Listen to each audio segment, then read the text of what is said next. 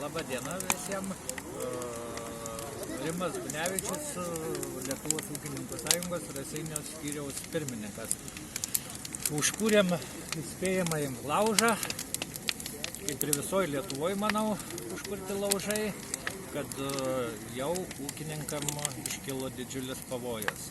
Ir mes to laužo norim atkreipti dėmesį vyriausybės, kad laikas būtų pradėti spręsti mūsų problemas. O pas mūsų ūkininkų problemų daug susidarė.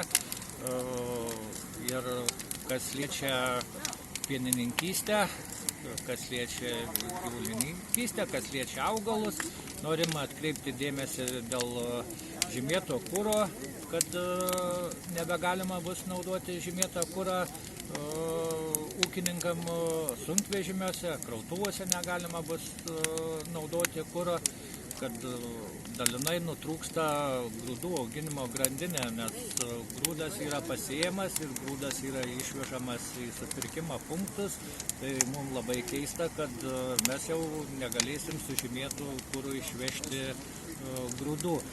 Paskui turim problemų ir su pievų atsėjimo atkūrimu, kadangi gyvulininkystė nyksta, o pievas vis dėlto reikia atkurti ir vėl toj vietoj problemas. Turim problemų su balulaukių reikalavimais, problemų, kaip ir sakiau, pieno sektorius, su pieno kainom ir toliau daug turim problemų, čia visų turbūt neišminėsiu.